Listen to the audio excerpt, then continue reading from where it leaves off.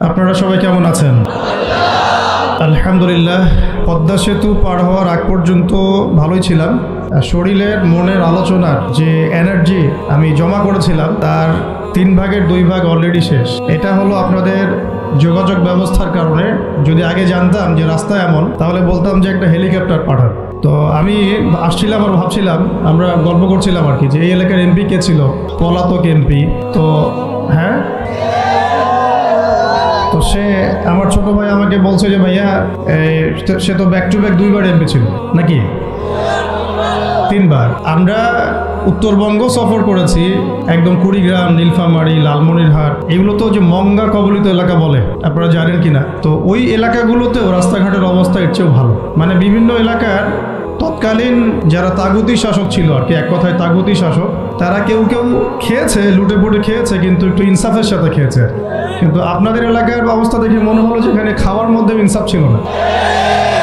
হ্যাঁ, বেইনসাফি খাওয়ার, আল্লাহ ভালো জানেন। এখন তাহলে কাদেরকে নিয়ে আপনি হিন্দুস্তানকে মোকাবেলা করতে চাচ্ছেন? কাদেরকে নিয়ে আপনি যে রামবাম, প্রগতিশীল এবং এই ইসকন টিসকনকে মোকাবেলা করতে চাচ্ছেন? কাদেরকে নিয়ে? আবেগ দিয়ে তো হবে না। আর তাদের ব্যাপারটা তো এতই স্ট্রং, তারা তো এমনভাবে তাদের মানে আগ্রাসন লালন করছে যে ওরা যদি পারত এখন পুরো বাংলাদেশটাকে ওদের মানচিত্রভুক্ত করে ফেলত। ষড়যন্ত্র কিন্তু এই পর্যন্ত, এটা আমরা বুঝি আর না বুঝি। আর আমরা তো খুব সাম্প্রদায়িক সম্প্রীতির বয়ান দিচ্ছি এখন আর কি। বিগত সময়ে কিছু রাজনীতি হয়েছে জঙ্গিবাদ শব্দটা দিয়ে, জঙ্গিবাদ শব্দ দিয়ে রাজনীতি করা হয়েছে। এটা থাকুক আর না থাকুক, বায়বীয়ভাবে একটা প্রতিষ্ঠা করার চেষ্টা করা হয়েছে, এটা দিয়ে রাজনীতি করা হয়েছে। সবাই সবার স্বার্থে কথাটাকে ব্যবহার করেছে। আসলে এটা একটা বায়বীয় শব্দ ছিল, কোনো অস্তিত্ব নাই। এখন রাজনীতি করা হচ্ছে নতুন করে সংখ্যালঘু শব্দ দিয়ে। কি দিয়ে? সংখ্যালঘু। তো সংখ্যালঘু শব্দ দিয়ে যে রাজনীতি করা হয়, তো সংখ্যালঘু যারা, তারা সংখ্যাগুরু কমিউনিটির মধ্যে সাইফুর রহমানকে এভাবে দিনে দুপুরে কুপিয়ে হত্যা করে কিভাবে? আমরা তো সংখ্যাগরিষ্ঠ, তো সংখ্যাগরিষ্ঠ মানুষের মধ্যে একজনকে সংখ্যালঘু একজন হত্যা করে কিভাবে? এর আগে ফরিদপুরে হয়েছে, আমরা তখনও সাম্প্রদায়িক সম্প্রীতির বলি আওড়াইলাম। চট্টগ্রামে হইলো, এখনও সাম্প্রদায়িক সম্প্রীতির বলি আওড়াচ্ছি, ঠিক আছে? এবং আমাদের সবাইকে বোঝানো হচ্ছে যে সবাই শান্ত থাকেন, কেউ কোনো রকমের টু শব্দ করবেন না। আচ্ছা, করলাম না, টু শব্দ করলাম না, শান্ত থাকলাম, ধৈর্য ধরলাম, ঠিক আছে। এরপরও যদি আরো 10 জনকে মারা হয় তখন, তখন আপনি আমাকে গ্যারান্টি দেন যে মারা হবে না। আপনারা আমাদেরকে গ্যারান্টি দেন যে মারা হবে না। যদি মারা হয় তখন আপনি বলছেন মারা হবে না ইনশাআল্লাহ, ঠিক আছে। যদি মারা হয় তখন, এখন আমি ধৈর্য ধরলাম, এখন আমি সাম্প্রদায়িক সম্প্রীতির কথা বললাম, এখন আমরা চুপ থাকলাম, কেউ এগ্রেসিভ কোনো ভূমিকায় গেলাম না, এবং যাওয়া উচিত না, ঠিক আছে, খালাস। আর আপনি আমাকে গ্যারান্টি দেন এই ঘটনাগুলো আগামীতে ঘটবে না। প্রশাসন গ্যারান্টি দেন, সরকারে যারা আছেন গ্যারান্টি দেন। দিতে পারবেন? যদি দিতে না পারেন, কেন পারবেন না? যদি দিতে না পারেন তাহলে গ্যারান্টি কেন দিতে পারবেন না? তার মানে আপনার প্রশাসন ফেল করেছে এখানে। সেই ভাইকে হত্যা করা হয়েছে, সেই ভাইয়ের হত্যাকারী যদি 20 জন 30 জন হয়, প্রশাসনের পক্ষে এটা কোনো বিষয় না 30 জনকে কারাগারে নিয়ে আসা এবং আচ্ছা মতো রিমান্ডে সিদ্ধ ডিম ঢুকানো, কোনো বিষয় না। রিমান্ডে ওলামায়ে কেরামের পা ভেঙে দিতে পারেন, তাহলে এটা কেন করছেন না? তাহলে আপনারা আসলে আমাদেরকে কানাকে মক্কা দেখাচ্ছেন, আপনারা কানাকে মক্কা দেখাচ্ছেন, এই তো। এখন যদি গ্যারান্টি না দিতে পারেন, তার মানে এই সমস্যাটা থাকতে পারে। গ্যারান্টি না দিতে পারার অর্থই হচ্ছে আপনি নিজেই ভয় পাচ্ছেন, নিজেই আপনি শিওর না যে সমস্যাটা আসবে কিনা। কারণ আপনি জানেন যে আমি সমস্যাটাকে ডিল করতে পারি নাই, আসতেও পারে, এই জন্য আমি গ্যারান্টি দিতে পারছি না। আমাদের উপদেষ্টাদেরকে বলেন গ্যারান্টি দিতে যে এরকম ঘটনা আগামী তার কখনো ঘটবে না। আমরা তো সবাই শান্ত আছি, কেউ তো একটা টোকাও পর্যন্ত দেয়নি। কাউকে দিয়েছেন? আচ্ছা, ঠিক আছে। আবার আমি প্রশ্ন করছি, যদি গ্যারান্টি না দিতে পারে এবং না দিতে পারাটাই তাদের ব্যর্থতা, এবং এর যদি উপযুক্ত বিচার তারা করতে না পারে, না করতে পারাটাই ব্যর্থতা সংখ্যাগরিষ্ঠ মুসলিম রাষ্ট্রে, তাহলে এই ঘটনা যদি আগামী 1 বছরে, 2 বছরে, 5 বছরে আবারও রিপিটেড হয় এবং একজনের জায়গায় 3 জন, 4 জন, 5 জন, 10 জন পর্যন্ত পৌঁছায়, তখন আপনাদের ভাষাটা কি হবে? তখন আপনারা কি ভাষায় কথা বলবেন আর আমাদেরকে কি বুঝাবে? এটা আমার প্রশ্ন। আরও প্রশ্ন আছে। সাইফুর রহমান যদি আপনার ছেলে হইতো তাহলে কি হবে? সাইফুর রহমান যদি আমাদের উপদেষ্টাদের কেউ হতো তাহলে কি হবে? সাইফুর রহমান যদি আমাদের যে ওলামায়ে কেরামগণ, শ্রদ্ধার সাথেই বলছি, বিনয়ের সাথে, আপনাদের যদি ছেলে হতো আপনারা কি সেম কথা বলতেন কিনা? সাইফুর রহমান যদি আপনার মেয়ের জামাই হতো তাহলে আপনি সেম কথা বলতেন কিনা? এই জায়গাগুলো তো অনেক গ্যাপস আছে। আমাদের এত স্বার্থপর চিন্তা চেতনা যে আমার তো আর নিজের ছেলে মরে নাই, আমার তো আর নিজের ভাইকে মারা হয় নাই, আপনি তো তাকে আপনার ভাই মনে করতে পারছেন না। এখন পর্যন্ত আপনি সাইফুর রহমানকে আপনার ভাই মনে করতে পারেন নাই। সবাই চুপ। আর আমাদের কিছু সুরসুরি মানহাজের কিছু মানুষ আছে, সুরসুরি আর গিরগিটি মানহাজ, মানে তাগুতের নাম এক্স হইলেও তার পক্ষে, ওয়াই হইলেও তার পক্ষে, জেড হইলেও তারই পক্ষে। সবসময় চুপ, একদম সুশ্রী মার্কা ঠান্ডা ঠান্ডা মানহাজ মানুষকে দেওয়া হয় এবং তারা একটু জনপ্রিয়, এই কারণে জনগণও চুপ হয়ে যায়। তাদের একটা স্ট্যাটাস দেখে মানুষ চুপ। হ্যাঁ, আমার তো আকাবির, আমার তো অমুক, আমার স্কলার এই বলছে, আমার শায়েক এই বলছে, বাস আমি চুপ। আপনি তো নিজের চিন্তাটাকে বিক্রি করে দিয়েছেন মানুষের কাছে, নিজের চিন্তাটাকে আপনি বিক্রি করে দিয়েছেন। একজন সেলিব্রিটি স্কলার এসে একটা স্ট্যাটাস দিল যে সবাই শান্ত থাকেন, কেউ কোনো কথা বলবেন না। কেন কথা বলবো না আমি? শান্ত থাকেন বলার আগে আপনার বলা উচিত ছিল যে আমার ভাইকে এভাবে মারা হয়েছে, আমি তীব্র নিন্দা জানাই এবং এর বিচার আমি দাবি করি। তারপরে আপনি বলতে পারতেন আপনারা শান্ত থাকেন, আমরা বিষয়টা ডিল করছি। এই যে ব্রেন ওয়াশ, এই যে আমাদের একটা জজবাকে এভাবে দমন করে দেওয়া হচ্ছে, এর ফলাফল কিন্তু আপনাদেরকে ভোগ করতে হবে। আচ্ছা ঠিক আছে, 10 জন মারা হলো, চুপ করে থাকেন, ভালো কথা। আরো 100 জন মারা হলে তখনই কি চুপ করে থাকবেন? যদি একটা জেলার উপর আক্রমণ হয় তখনই কি চুপ করে থাকবেন? আপনারা শয়তান থেকে পালাতে চাচ্ছেন, কিন্তু শয়তান তো আপনাকে ছাড়বে না। আপনি কিছু বলেন আর নাই বলেন, আমি বলছি না এখনই বলেন, আমি বলছি আপনি এই হত্যার উপযুক্ত বিচার আমাদের সামনে নিশ্চিত করেন। জাতির সামনে এই 20-30 জন লোককে হাজির করে প্রকাশ্যে ফাঁসি দিয়ে দেখান যে হ্যাঁ আমরা সাইফুর রহমানের পক্ষে আছি। কিছুই করতে পারেন নাই পর্যন্ত, আপনারা কিছুই করতে পারেন নাই। ফরিদপুরের ঘটনা কিছু করতে পারেন নাই। এরকম ঘটনা বিচ্ছিন্ন না, এরকম ঘটনা বাংলাদেশের লাস্ট 5 বছরে এবং বিগত 15 বছরে অনেকগুলো হয়েছে। কিছু ঘটনা আমরা জেনেছি, কিছু ঘটনা আমরা জানি না, বেশিরভাগই আমরা জানি না। তো এই যে সমস্যাগুলো আমি সিরাত থেকে কেন বলছি, কারণ সিরাতে আপনাকে এগুলো সমাধান দিবে। আর এই বিষয়টা আমাকে খুব পীড়া দিচ্ছে ভিতর থেকে, যেটা আমাদের আচরণ, আমরা যে এত বেশি মানে দাসত্বের একটা ইয়াতে চলে আসছি, মেজাজটা আমাদের দাসত্বের মধ্যে চলে আসছে। আমরা শত্রুর চোখে চোখ রেখে কথাই বলতে পারি না। শত্রুর চোখে চোখ রেখে কথা না বললে তো সে আমাকে দাম দিবে না। কই, সে তো চায়নার সাথে এসব ডিল করতে পারে না, সে তো ইভেন পাকিস্তানের সাথেও তো পারে না। পাকিস্তানে কি খুব মুসলিমদের ঐক্য আছে নাকি? না, নাই তো। ওর ইন্টারনাল অবস্থা তো আমাদের চেয়ে অনেক সময় খারাপ। কয়েকটা পারমাণবিক বোম আছে, এই কারণে তার দিকে তাকাতে পারে না। স্বাধীনতার 50 বছরে কয়টা মিসাইল তৈরি করলেন? একটাও তো তৈরি করার ফিকির করলেন। তাহলে বিগত 50 বছরের ইতিহাস যদি আমরা ঘাঁটি, তাহলে দেখব যে যত রকমের মানব রচিত তন্ত্রমন্ত্র আছে, এই তথাকথিত গণতন্ত্রই বলেন, আর এই জাতীয়তাবাদের কথাই বলেন, আর এই তথাকথিত ধর্মনিরপেক্ষতাবাদ, আর এই কমিউনিজম যা আছে সব ফেল করেছে। পশ্চিমা সব মতবাদ এখানে এমনভাবে ফেল করেছে যেটা ইতিহাসে বিরল। তাহলে একটা মাত্র পথ আপনাদের সামনে এখন খোলা আছে, যেই পথ দিয়ে এই সমস্ত সমস্যার সলিউশন আনা সম্ভব। সেই পথটাই হচ্ছে ওই যে লেখা আছে, সিরার আলোকে উম্মার সংকট নিরসন। ওই সিরাতের আলোকে যদি উম্মার সংকট নিরসন করতে না পারি, আর কোনো রাস্তা আমাদের সামনে খোলা নাই। দিন কায়েমের শর্ত 3টা বলেছেন না? 3 নম্বর শর্তটাই হচ্ছে এটা যদি ইবাদত হয়, দিন কায়েম যদি একটা ইবাদত হয়ে থাকে, তাহলে সেই ইবাদত কবুল হবে শুধু একজন ব্যক্তির তরিকায়। কার তরিকায়? মুহাম্মদ রাসূলুল্লাহ সাল্লাল্লাহু আলাইহি ওয়াসাল্লামের তরিকায়। ইবাদত হতে হবে এক আল্লাহর জন্য, হালাল রিজিক থাকতে হবে এবং তরিকা হতে হবে কার? মুহাম্মদ রাসূলুল্লাহ সাল্লাল্লাহু আলাইহি ওয়াসাল্লাম। তো মুহাম্মদ সাল্লাল্লাহু আলাইহি ওয়াসাল্লামের তরিকাই হচ্ছে সিরাত, যেটার মধ্য দিয়ে আমরা দিন কায়েম করবো ইনশাআল্লাহ। এখন মূল কথায় আসি যে সিরাত একটা গল্পের নাম নয়। যেমন ওযু করার সুন্নত আছে, তারপরে নামাজের সুন্না পদ্ধতি আছে, আপনি মিসওয়াক করতে গেলেও একটা সুন্না পদ্ধতি আছে, ইস্তেঞ্জায় গেলেও একটা সুন্না পদ্ধতি আছে, সওম রাখবেন সুন্নত একটা পদ্ধতি আছে। প্রত্যেকটা ইবাদতের কাপড় পরা, কাপড় খোলা, বাসায় ঢোকা, বাসা থেকে বের হওয়া, গাড়িতে চড়া, প্রত্যেকটা পদক্ষেপের সুন্নত পদ্ধতি আছে। তো সিরাত আসলে কি? সিরাত হচ্ছে একটা সুন্নত। সিরাত নিজেই একটা সুন্নত। কিসের সুন্নত? সিরাত হচ্ছে কিভাবে আল্লাহ পাকের জমিনে সমস্ত তাগুতি, কুফরি, শিরকি বিধান, মতবাদ, শক্তিকে উপরে ফেলে আল্লাহর দিন প্রতিষ্ঠা করতে হয়, এই সুন্নত। বুঝাতে পারলাম কথাটা গভীরতা? সিরাতও একটা সুন্নত। কিসের সুন্নত? কিভাবে একটা কুফরি সমাজকে উৎখাত করতে হবে, একটা তাগুতি সিস্টেমকে চেঞ্জ করতে হবে, কিভাবে আল্লাহদ্রোহী শক্তিকে পরাজিত করতে হবে, কিভাবে যেখানে লা ইলাহা ইল্লাল্লাহ মোটেই নাই সেখানে সেটা কায়েম করতে হবে। এক কথায় আল্লাহ পাকের জমিনে আল্লাহর দিন কায়েমের সুন্নতের নাম সিরাত। বুঝতে পেরেছি কথা? এটা কোনো গল্পের নাম নয়। নবী সাল্লাল্লাহু আলাইহি ওয়াসাল্লাম এত সালে জন্ম নিয়েছিলেন, তার বাবার নাম আব্দুল্লাহ ছিল, মায়ের নাম আমিনা ছিল। This is not the reality of সিরাত। এটা সিরাতের বাস্তবতা না। সিরাত মানে এটা গল্প না। ওটা আমরা আমাদের বাচ্চাদেরকে ঘুমানোর সময় শোনাই যে আমাদের শেষ নবীর নাম মুহাম্মদ রাসূলুল্লাহ সাল্লাল্লাহু আলাইহি ওয়াসাল্লাম, তার বাবার নাম আব্দুল্লাহ, মায়ের নাম আমিনা, দাদার নাম আব্দুল মুত্তালিব, চাচা আবু তালেব, হ্যাঁ ইত্যাদি। বাবা মারা গিয়েছেন জন্মের আগে, মা ইন্তেকাল করেছেন 6 বছর বয়সে, চাচা ইন্তেকাল করেছেন 8 বছর বয়সে, এরপরে তিনি দাদা ইন্তেকাল করেছেন 8 বছর বয়সে, এরপরে আবু তালেবের কাছে তিনি মানুষ হতে লাগলেন। এইগুলো গল্প। তো এটা আর সিরাতের আলোকে বর্তমান প্রেক্ষাপটের সমস্যা বের করা, এটাকে সলভ করা, আর সিরাতের আলোকে দিন কায়েম করা, এই জিনিসটা এক না, এটা ডিফারেন্ট। তো আমরা এখন সিরাত কেন্দ্রিক যত আলোচনাই করছি বাংলাদেশে এবং করব, আলোচনার গন্তব্যটা হবে এরকম যে সিরাতের আলোকে দিন প্রতিষ্ঠা, সিরাতের আলোকে দিন প্রতিষ্ঠা। কারণ আমাদের দেশে দিনের রাজনৈতিক অবস্থান নাই, আমাদের দেশে দিনের রাজনৈতিক অবস্থান নাই। দিন কয়টা ক্ষেত্রে কায়েম করতে হবে। মোবাইল ফোনগুলোতে ব্যস্ত না থেকে আলোচনায় ব্যস্ত থাকেন। হ্যালো ভাই, আপনাদেরকে বলছি, হ্যালো হ্যালো, শুনতে পারেন কথা, বাংলা কথা বোঝেন? মোবাইল ফোনগুলোতে ব্যস্ত না হয়ে আলোচনার দিকে দেখেন, আলোচনা মনোযোগ দেন।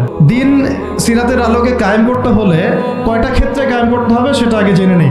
আচ্ছা, তার আগে একটা জিনিস আলোচনা করে নেই যে দিন কায়েম কি দুনিয়াবি কাজ না ইবাদত? এতটুকু তো বোঝেন, দিন কায়েম একটা ইবাদত। নামাজ, সওম, যাকাত, জিহাদ, তাবলীগ, দিন প্রতিষ্ঠা, যেটাকে আমরা আরবিতে বলি ইকামাতুদ দ্বীন, এটা কি? তাহলে একটা নিঃসন্দেহে ইবাদত। আমাদের নবীজি করেছেন, নবীজি নিজে করেছেন, তো সাহাবায়ে কেরাম এই যে 1400 বছর ধরে সলফে সালেহিন, আকাবের, আমাদের আসলাফরা করেছেন না? সবাই করেছেন। আচ্ছা, এখন এটা যদি ইবাদত হয়, ইবাদত কবুলের শর্ত কয়টা? একজন বলেন দেখি, ইবাদত কবুলের শর্ত কয়টা? 3টা, তাই তো? বেসিক শর্ত কয়টা? 3টা। একটা হচ্ছে ইবাদত হতে হবে এক আল্লাহর জন্য। কার জন্য? তাহলে এই আল্লাহর জমিনে সিরাতের আলোকে দিন কায়েম করার লক্ষ্য উদ্দেশ্য থাকবে শুধু এক আল্লাহর সন্তুষ্টি অর্জন করা, শুধু এক আল্লাহকে রাজি খুশি করার জন্য আমরা আল্লাহর জমিনে দিন কায়েমের চেষ্টা করব। খালাস, কথা ঠিক আছে?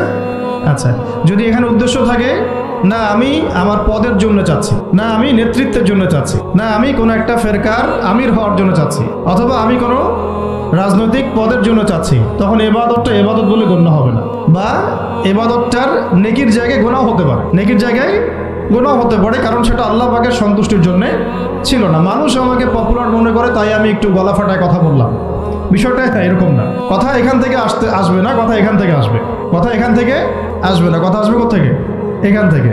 এখান থেকে এসে আরশে আজিমের মালিক পর্যন্ত পৌঁছাতে হবে, এই উদ্দেশ্যে আমার কথাগুলো হবে, কাজগুলো হবে। তাহলে দিন প্রতিষ্ঠার উদ্দেশ্য হবে এক আল্লাহর সন্তুষ্টি অর্জন করা, এটা প্রথম কথা। 2, রিজিক হালাল হতে হবে, সেটা তো আমরা জানি।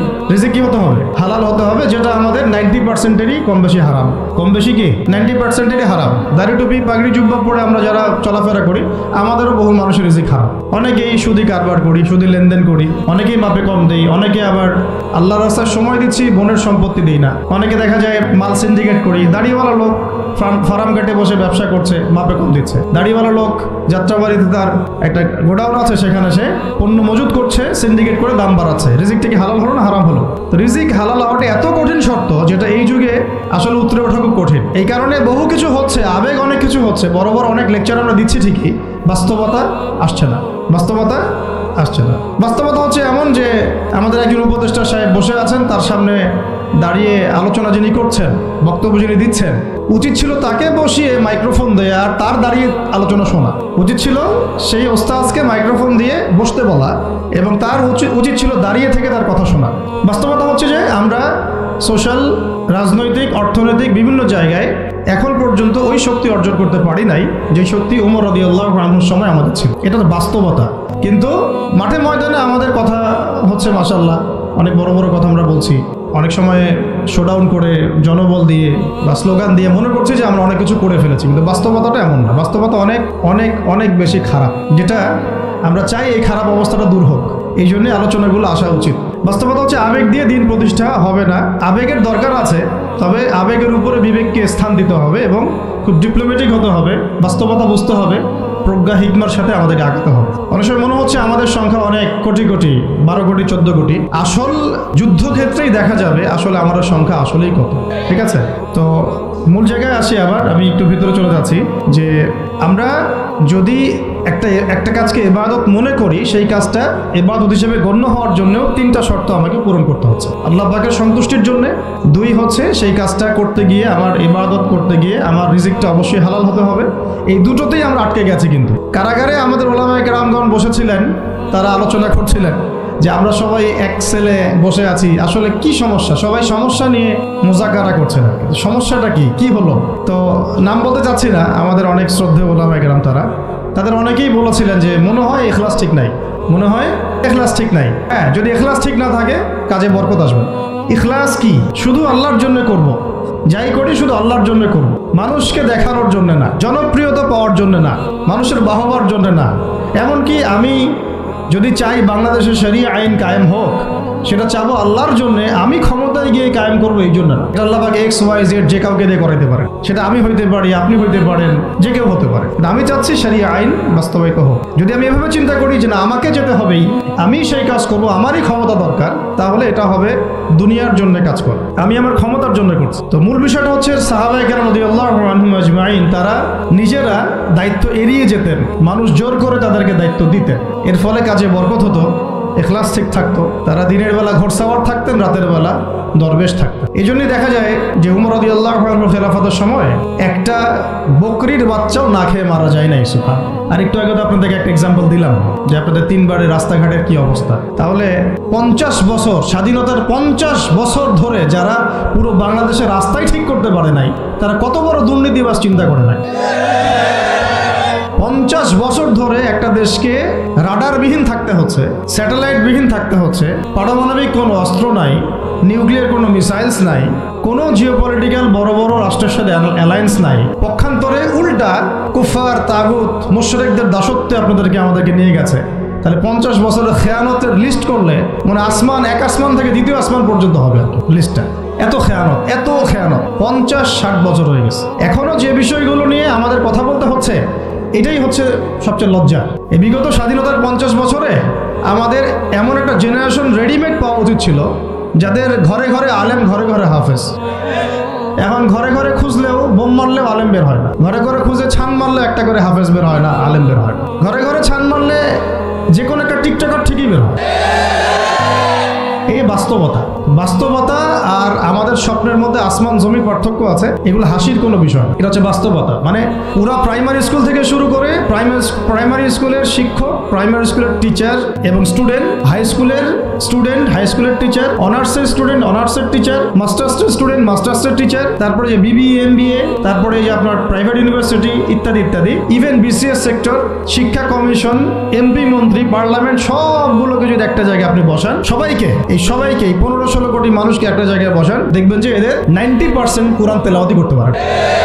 50 বছর হয়ে গেছে স্বাধীনতা, আর কোনো রাস্তা খোলা নাই। যত তন্ত্রমন্ত্র নিয়ে আসো, এখন তো 4-5টা আছে, আরো যদি নতুন কোনো তন্ত্রমন্ত্র নিয়ে আসে, তারপরেও এই জাতির মুক্তির কোনো পথ নাই সিরাত ছাড়া। এখন আমাদেরকে আগে সিরাত পড়তে হবে ভাই, সবাইকে আগে সিরাতটা পড়তে হবে। সিরাত পড়লে পরে আপনারা বুঝতে পারবেন যে ইনশাআল্লাহ তাআলা কোন পথে আমাদেরকে হাঁটতে হবে। এখানে টপিক অনেক ডিপ দেওয়া হয়েছে, অত ডিপে গেলে আমাদের সারা রাত চলে যাবে। আমি শুধু ভাষা কয়েকটা পয়েন্ট বলতেছি, একটু মনোযোগ দেন। নবী সাল্লাল্লাহু আলাইহি ওয়াসাল্লাম যখন থেকে কাজ শুরু করেছেন, কাজ বলতে আমি দাওয়াতের কাজ বোঝাচ্ছি, তখনকার সমাজটা কিন্তু আমাদের মতো এতটাও মানে কমফোর্টেবল ছিল না। একটা অমুসলিম রাষ্ট্রে তিনি দাওয়াতের কাজ শুরু করেছেন। মক্কা কি ছিল? একটা মুসলিম রাষ্ট্র না অমুসলিম রাষ্ট্র? অমুসলিম একটা রাষ্ট্রে তিনি অ্যাজ এ নবী তার দাওয়াতের কাজ শুরু করেছেন। সুবহানাল্লাহ। এবং তিনি সেই রাষ্ট্রের একজন পরিচিত ব্যক্তিত্ব, যাকে as-সাদিক আল-আমিন বলে ডাকা হয়, যার আগেও কোনো গুনাহ নাই, পরেও কোনো গুনাহ নাই। এমন একজন ব্যক্তিত্ব তিনি, যার আগেও কোনো গুনাহ নাই, পরেও কোনো গুনাহ নাই, এবং তিনি একটা অমুসলিম রাষ্ট্রে ওহী প্রাপ্ত হয়ে দাওয়াতের কাজ শুরু করলেন। আর আমরা তো মুসলিম রাষ্ট্রে বসে আছি, আমরা তো মক্কায় নাই। আমরা কি মক্কায় আছি? আমরা তো মক্কায় নাই। যদি মক্কায় না থাকি, তাহলে এরকম নতজন পররাষ্ট্রনীতি কেন? আমরা যদি মক্কার মতো পরিবেশে না থাকি, তাহলে এত নতজন পররাষ্ট্রনীতি কেন? তাহলে ভারতের মধ্যে আমাদের যে মুসলিম ভাইরা আছে তারা কি করবে? তাহলে ভারতের যে মুসলিম ভাইরা আছে তারা কি করবে? তারা কি ওদের পা ধরে করবে, সালাম করবে? হিন্দুদের পা ধরে সালাম করবে? বলেন তো। আমরা তো একটা মুসলিম রাষ্ট্রে আছি, তো মুসলিম রাষ্ট্রে থাকতে এত নতজন পররাষ্ট্রনীতি কেন? এত দাসত্বের শৃঙ্খল কেন? তো তিনি দাওয়াতের কাজ শুরু করেছেন প্রথম কি দিয়ে, এটা একটা ফ্যাক্ট। আমরা আসলে আলোচনাগুলো আপনাদের চাইতে তাদের শোনা দরকার, যারা আলোচনা যারা করে। মানে আমি চাই বেশি বেশি তাদের সাথে কনভারসেশন করতে, যারা উম্মাকে নিয়ে ফিকির করেন, দাওয়াতের কাজ করতে চান, বা মুআল্লিম বা আলেম বা হাফেজ, তাদের সাথে কথা বলা দরকার। তাদেরকে আগে বোঝানো দরকার বিষয়গুলো। অনেকেই বুঝেন না। অনেকে বায়াবিও দাওয়াতি কাজ করছেন উইদাউট এনি প্ল্যাটফর্ম। অনেকে দাওয়াতি কাজ করছেন উইদাউট এনি কানেকশন উইথ ওলামা। আলেমদের সাথে কোনো কানেকশন নেই, দাওয়াতের কাজ করতে আসেন, এটা বায়াবিও প্ল্যাটফর্ম ক্রিয়েট করে রাখতেছেন। তো আমাদেরকে আগে তাদের সাথে কথাবার্তা বলা দরকার, যে মৌলিকভাবে আমরা আসলে কিভাবে আগাবো। আর প্র্যাকটিক্যাল কথায় আসেন। এই যে আমরা এতগুলো কথা বলছি না, আমি আপনাদেরকে পুরা পথ পদ্ধতি এখানে গিলায় খাওয়াই দিতে পারবো, কিন্তু বিশ্বাস করেন গিলে খাওয়ার পরে আপনি কিছুই করতে পারবেন। কেন পারবেন না? আপনার কোনো অ্যাসোসিয়েশন নাই, কোনো ফাউন্ডেশন নাই, কোনো সংগঠন নাই, কোনো রাজনৈতিক ক্ষমতা নাই, কোনো রাজনৈতিক দলও নাই, রাজনৈতিক কোনো অ্যাপ্রোচও নাই। কিন্তু একটা সেকুলার রাজনৈতিক দল আপনার চেয়ে ভালো ফিল্ড ওয়ার্ক করতে পারবে, কারণ তার চেইন অফ কমান্ড আছে। আমাদের তাওহীদপন্থীদের কোনো চেইন অফ কমান্ডই নাই। বলে আসতেছি 5 বছর 10 বছর থেকে একই বয়ান মাথায় ঢুকে না জিনিসটা, যে চেইন অফ কমান্ড বলে একটা কিছু আছে, যেখানে একজন আমির নাই, যেখানে একজন ইমারা নাই, একটা আমির নাই, আসসাম ওয়া তাআ নাই, বায়আ নাই, যেখানে শুনলাম মানলাম আনুগত্য করলাম, আমির মামুর জামা ইমারা এগুলো নাই, সেখানে তো চেইন অফ কমান্ড আসবে না। তাবলীগ জামাত কাজ করছে না, করছে কিনা? একটা সূরা পর্ষদ আছে না, সূরায়ে নিজামি আছে না, আমির আছে না, কাজ করতেছে, ফলাফল পাচ্ছে মাশাআল্লাহ। জামাত ইসলাম কাজ করছে না, একটা চেইন অফ কমান্ড আছে, প্রত্যেকটা জেলায় শাখা আছে, তারা তাদের উপরের লেভেল থেকে কোনো ডিরেকশন আসলে সেটাকে রুট লেভেলে বাস্তবায়ন করছে। তারপরে ধরেন যে ইভেন এই যে আওয়ামী লীগ যে চলে গেল, তার একটা চেইন অফ কমান্ড ছিল না, ছিল কি না? উপরে যে বলতো জঙ্গি, নিচের ওই ব্যক্তিও বলতো হ্যাঁ এই জঙ্গি, এমন একটা চেইন অফ কমান্ড ওদের ছিল না? এখন বিএনপি যারা রাজনীতি করতেছে ওদের নাই, আছে। এখন আপনি বলেন যে ইসলামপন্থীদের রাজনৈতিক দল কয়টা? একটা আছে আমাদের শাসনতন্ত্র, একটা হচ্ছে হেফাজতে ইসলাম। আর কি হেফাজতে ইসলাম তো আসলে কোনো রাজনৈতিক ব্যাকগ্রাউন্ড থেকে আসলে, এটা এসেছে আপনারা তো জানেন হিস্ট্রি, কোন প্রেক্ষাপটে এটা তৈরি হয়েছে, শাপলা চত্বরের ঘটনা, তাই না? আর জামাত ইসলাম, আর কথা হচ্ছে যে আমাদের তো মানে পৃথক প্ল্যাটফর্মগুলোর মধ্যে একটা ঐক্যবদ্ধ সমন্বয় সবার আগে দরকার, তারপরে আমাদের একটা বৃহত্তর চেইন অফ কমান্ড দরকার। তখন কি হতো যে উপর থেকে একটা কিছু ছেড়ে দিলে একদম নিচ পর্যন্ত আসতে সময় লাগতো। এখন এগুলোর বাইরে আবার যারা চান যে না কোরআন এবং হাদিস, ইসলামী ইমারা, শরিয়া এগুলো বাস্তবায়ন হবে, দাওয়াতের সাথে সাথে জিহাদ থাকতে হবে, এবং আমরা কোনো গণতন্ত্র, সেকুলারিজম এইসব পশ্চিমা আদর্শে যাব না, তারা ফেসবুকে বায়োবিও ঘুরে বেড়াচ্ছেন, ফেসবুকে বায়োবিও ঘুরে বেড়াচ্ছেন, ইউটিউবে ইন্ডিভিজুয়ালি কাজ করছেন, সবার নিজস্ব স্বতন্ত্র মার্কাস, মাকতাবা ইত্যাদি, কোনো সমন্বিত প্রয়াস নাই। এইভাবে তো হবে না। এইভাবে কি হবে? সর্বোচ্চ এককভাবে কিছু দাওয়াত দেওয়া যাবে। কিন্তু নবী সাল্লাল্লাহু আলাইহি ওয়াসাল্লাম ওহী প্রাপ্ত হওয়ার পরেই দাওয়াতের যে কাজ শুরু করলেন, এটাই চেইন অফ কমান্ড। সুবহানাল্লাহ। একটা জামার মধ্যে তিনি সবাইকে নিয়ে আসছেন। খেয়াল করে দেখেন, প্রথম ওহী আসলো কি সংক্রান্ত? ইকরা বিসমি রাব্বিকাল্লাযী খালাক। এই তো পড়ুন আপনার রবের নামে যিনি আপনাকে সৃষ্টি করেছেন। তো পড়া তিনি কি পড়তে পারতেন? তিনি তো পড়তেও পারতেন না। তিনি তো বলছিলেন যে মা আনা বিকারি, আমি তো পড়তে জানি না, তারপরে তাকেই পড়তে বলা হচ্ছে আপনি পড়ুন। কারণ এই জ্ঞানতাত্ত্বিক রেভলিউশন ব্যতীত সমাজ সংস্কার সম্ভব না। এখন আমরা সমাজ সংস্কার সবাই করতে যাচ্ছি, কম বেশি সবার জায়গা থেকে, পড়াশোনা কেউ করতে চায় না। আল্লাহর কসম করে বলছি, যারা ইভেন দাওয়াতের কাজ করছি এইসব জায়গায় আমরা যারা দাঁড়ায় আছি না, তাদের অনেকেই ওলামায়ে কেরামের সাথে কোনো তাআল্লুকই নেই, কোনো সিলেবাস নাই, কোনো পড়াশোনা নাই, কোনো ক্রাইটেরিয়া নাই, কোনো অ্যারাবিক শেখার কোনো ফিকির নাই, কুরআন শেখার কোনো ফিকির নাই, তাফসীর শেখার কোনো ফিকির নাই। আমি দাওয়াতের কাজ করতেছি, সুবহানাল্লাহ, মানুষ আমাকে সেলিব্রিটি মনে করে, দ্যাটস অল। এভাবে হয়? এভাবে কি দাওয়াতের কাজ হয়? অথচ নবী সাল্লাল্লাহু আলাইহি ওয়াসাল্লামকে আল্লাহ পাক পড়তে বলছেন। তাহলে প্রথম দরকার আমাদের জ্ঞানতাত্ত্বিক রেভলিউশন, যেটা বললাম যে বিগত 50 বছরে অলরেডি আমাদের ঘরে ঘরে একজন করে আলেম, একজন করে হাফেজ থাকা উচিত ছিল। এটা বিগত 50 বছরের শিক্ষা সিস্টেমটা এমন ভাবে সাজানো হয়েছিল যেটা একটা ধর্ম নিরপেক্ষ শিক্ষা সিস্টেম। এটা এই যে একটা ছেলে বসে আছে 30 বছর বয়স, ওর তো অধিকার ছিল যে সে এসএসসি, এইচএসসি, অনার্স মাস্টার্স লেভেলে এসে কোরআনের অর্থ করার যোগ্যতা অর্জন করবে। এটা তার রাইটস ছিল অ্যাজ এ মুসলিম কান্ট্রির একজন সিভিলিয়ান হিসেবে। তার রাইটস ছিল এটা, যে আমি একজন মুসলিম কান্ট্রির সিভিলিয়ান, আমার রাইটস আছে স্কুলে গিয়ে কোরআন শেখার, কলেজে গিয়ে কোরআনের তাফসীর শেখার, অনার্স লেভেলে গিয়ে হাদিস পড়তে শেখার, হাদিসের মুতাআলা করার। ইভেন সে মাস্টার্সের পরে ইফতা দেওয়ার মতো যোগ্যতা অর্জন করতে পারতো যদি শিক্ষা সিস্টেমটার মধ্যে সমন্বয় থাকতো। কিচ্ছু করা হয় না এইসব লেভেলে। 50 বছর ধরে এই জাতিকে শিক্ষার অন্ধকারে রাখা হয়েছে। কওমি মাদ্রাসাগুলো যদি না থাকতো, এই দেশ থেকে ইসলামকে মিটাই ফেলে দিত।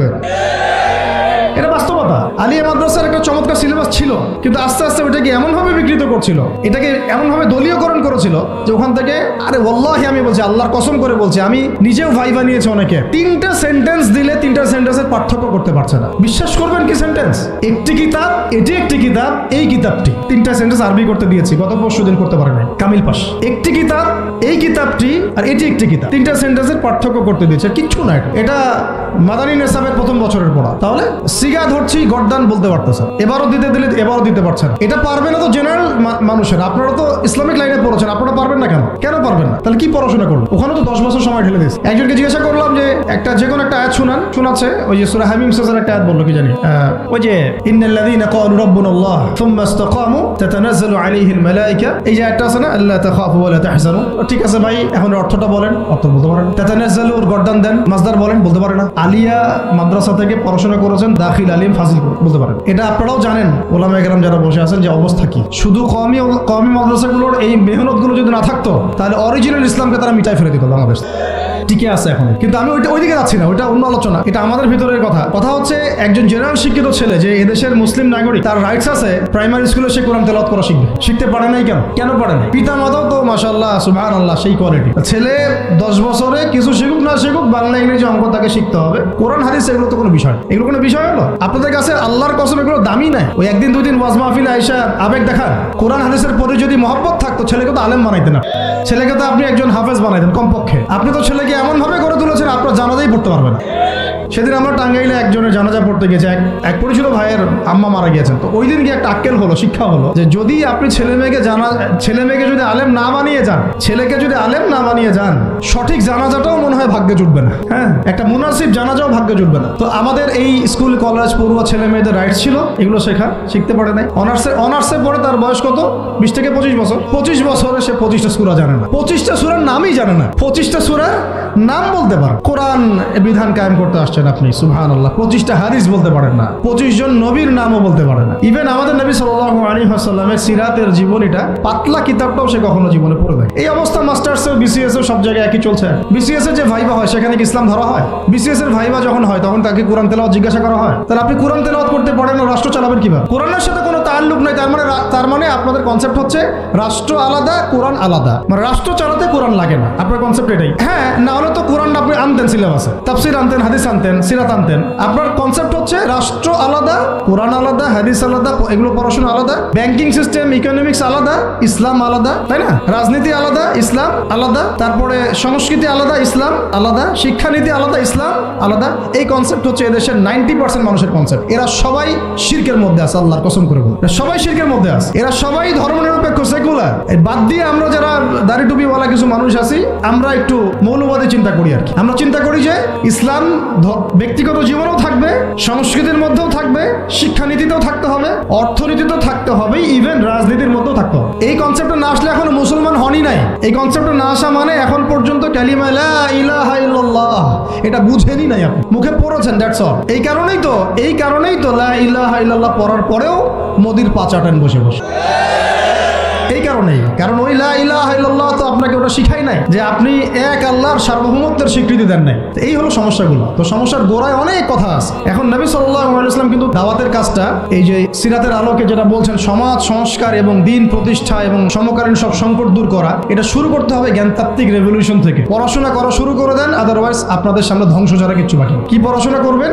অবশ্যই ইসলামিক কারিকুলাম থাকতে হবে। এরপরে আপনি জেনারেল লাইনের পড়াশোনা করেন, কোনো সমস্যা নেই। আর এই পড়াশোনা একা একা করা যাবে না, উস্তাদের সহবত লাগবে, ওলামায়ে কেরামের সহবত লাগবে। আমি তো এটা বলি যে আপনি কারো লেকচার শোনার আগে আপনি আগে চেক করবেন যে তার উস্তাদ কে, কোথায় সেদিন শেখে, কার কাছ থেকে সেদিন শেখে, কোত্থেকে সে এই ইলমগুলো অর্জন করছে, তার লোক কোথায়। আবেগে ভাসলে হবে না এখন বিষয়টা। তো পড়াশোনার এখন যে আরো 20 বছর পড়াশোনা না করে আমি কোনো কাজ করতেই পারবো না এমনটাও না, কিন্তু পড়াশোনা আগে শুরু করা। এখন আপনার কাজ পড়াশোনা শুরু করা, ইকরা বিসমি রাব্বিকাল্লাযী খালাকের হক আদায় করা এবং উস্তাদের সহবতে থাকা। যেমন জেনারেল লাইনে পড়েছেন 20 বছর একা একা গিয়ে পড়েছেন না, প্রতিষ্ঠানে গিয়েছেন, ডেইলি ক্লাস করেছেন, টিচারের সহবতে ছিলেন, বেতন দিয়েছেন, মেসে থেকেছেন, তারপরে আরো কি করেছেন?